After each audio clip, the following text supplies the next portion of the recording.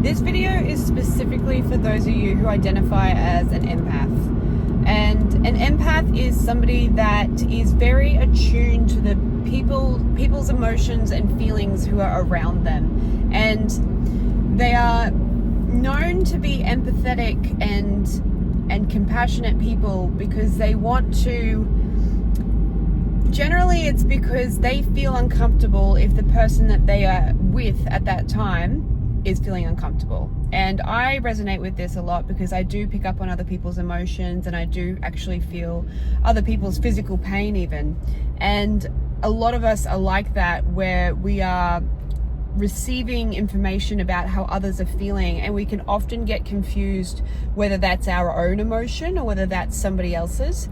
And so another thing is, for empaths, you should always spend some time on your own so that you can identify whose emotions you're actually feeling. Because when you're on your own, you can get familiar with what your own energy feels like. Because if you're constantly surrounded by people and you're either at work or at home with family members or children or whatever you have going on at home, if you are constantly surrounded by other people's energies, it can be kind of hard to know exactly what your energy feels like. And that's really important when you're with somebody and they're feeling a certain way, to know whether that's your emotion or whether it's their emotion. Because if it's their emotion, then it's not your responsibility to do anything about it. You can be supportive, but you need to be able to discern whose feelings are whose. And this video is about saving people and becoming the rescuer of people, and doing that because it would feel better to you if they weren't struggling in your presence. And so many of us are like that, and we can actually mask it as a beautiful thing, which it is. Loving other people and caring for other people is a very beautiful thing, and it's a very healing thing as well. But if you're constantly trying to save people so that they don't feel negative emotion around you, and also like to try and earn their love and to try to get your value solely from the acts of service that you do for others, if that's your goal every time, then you're going to be left drained and bitter. Because I've done that, where I have just given every part of myself to somebody, financially, sexually, all of it, and it ends up making me resent that person, because a lot of the times they won't actually reciprocate that energy to you, and so you're left feeling depleted and used up, and it actually isn't their fault at all. And that's a big lesson to learn for empaths, is that it is not anyone else's responsibility but your own to be able to harness your own energy. And we can easily step into that victim mentality where we think that, oh, because they made use of the energy that you offered that, because no one can take it from you. You have to offer it. Because that person made use of the offering that you gave and you didn't receive equally in return, then it's very easy and common for people to then be in a victim mentality, thinking that the other person has done something to them. And I have had to deal with my own resentment that I've had towards a lot of people, where I have given too much of myself and not received equally in return. What I've learned from it is that you need to be discerning as to why you are giving your energy to somebody. Are you giving from your overflow, or are you giving from a place of, I want them to see me as valuable, or I want them to feel better around me so that I don't feel so bad around them? And knowing your motives behind giving is very, very important. Now, I want to go back to the saving people part of this video, because saving people isn't actually an empowering thing. You might think that you're doing that person a favor, but the best thing that you can do is you can offer a new perspective. You can talk to them, but to offer finances or to offer service or anything that depletes you in a way that isn't from a place of overflow is not empowering that individual to be their highest version of themselves. In fact, it is actually sending a message that you don't think that they are capable of doing that for themselves and that they need you. And sometimes as an empath, feeling needed can be a little bit of a rush. It can give you a sense of purpose, a sense of direction, and also if that other person then feels good about you giving to them, that makes you feel good because you're picking up on their energy. But all of these actions aren't sustainable, and you will eventually end up bitter when you are completely burnt out, or even before that. And then you have to deal with your own bitterness and with your own perspectives and things. So the best way to avoid that is to just get real honest with yourself about why you are giving to somebody. Is it because you think that they can't do it for themselves? Or is it because you think that they're going to love you more for that?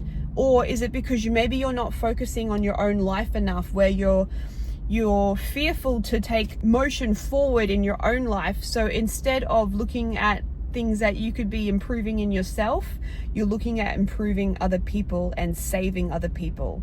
And that is so damn common, and I have definitely experienced that.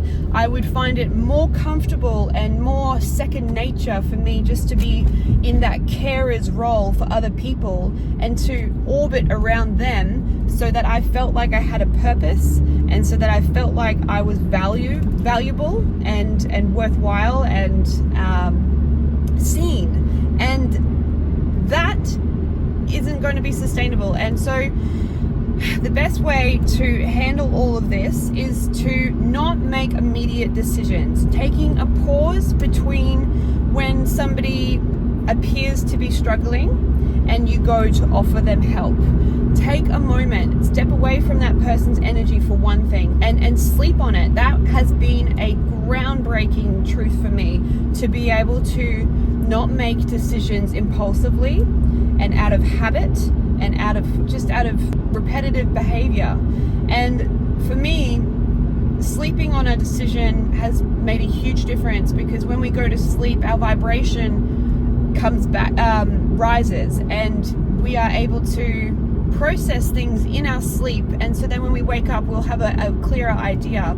And sometimes for me, especially when I'm feeling in a really high-flying mood, I can commit to things that later I don't actually feel like doing. And then you can start to feel like you need to uphold what you said you were going to do, because you don't want to lose face.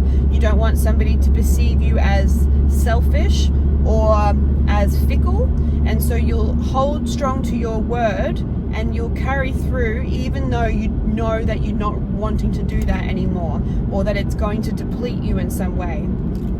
Giving from a place of overflow is essential, because people can actually feel, maybe they're not conscious of it, but they can actually feel when you are giving from a place of need and desperation. And I know it seems like you're being a saint, or like Mother Teresa, and you're doing the Lord's work by helping these people, even though you don't have the energy to do it. It can seem like a very noble thing to do, but I'm telling you now, it is an energy mismatch, and it will end up leaving you feeling just completely used. And then if you allow it to go on for too long, you need to do a lot of healing work to allow people back into your life.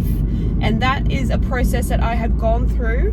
And now I am far more discerning and far more aware of my energy and where I am flowing it and why I am flowing it to that particular person. Because it just takes so much more effort to come away from that than it is to just keep on going with it. And it can take a bit of practice to get over that role of being the savior. And that's another thing, is that you don't have to end all of your relationships so that you can start over. Some of these relationships are going to continue on, but you might want to change the dynamic of that relationship, and that's going to be uncomfortable for the other person potentially for a little while, because they're very used to you just giving freely. And So you'll have to get over the fact that you're not going to be able to please everyone. People pleasing is a dangerous game. It's just not worth it.